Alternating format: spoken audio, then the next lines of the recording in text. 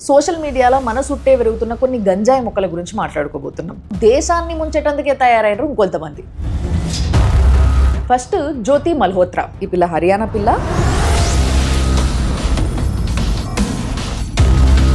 ఇప్పుడు వాళ్ళ డాడీ హరీష్ మల్హోత్రా ఆయన మీడియాతో మాట్లాడుతున్నది ఉన్నది. ఏం మాట్లాడుతున్నాడు అనే దానికన్నా కూడా ఆయన మాట్లాడుతున్నప్పుడు ఆయన హాలతో వాళ్ళ ఇంటి హాలతో ఒకసారి బాగా గమనించు. అక్కడ మాసిపోయిన గోడలకి ఈమె వేసుకున్న బికినీలకి ఏమన్నా సంబంధం ఉన్నదా? ఈ పిల్లకు వచ్చే ఆదాయానికి ఈ పిల్ల ఈ వ్లాగులకని తిరుక్కుంటూ చేసే ఖర్చులకి సంబంధం లేకుండా ఉన్నది. ఇంకొకటి ఏంటంటే ఈ పిల్ల తిరిగిన జాగాలన్నీ కూడా చాలా సస్పీషియస్గా ఉన్నాయి. అవన్నీ వ్లాగ్స్లు ఉన్నాయి అనమాట. మన ఇండియన్ ఇంటెలిజెన్స్ బ్యూరో వాళ్ళు ఏం చేసిండ్రు అని అంటే ఇదంతా కథ ఏదో ఉన్నది అని చెప్పేసి ఆరాధీయడం మొదలుపెట్టారు. అట్లా మొదలు పెట్టంగానే ఈ వెనకాల ఇంకో 6 మంది యూట్యూబ్ బ్లాగర్స్ కూడా అనుమానాస్పదంగా అనిపిస్తున్నారు.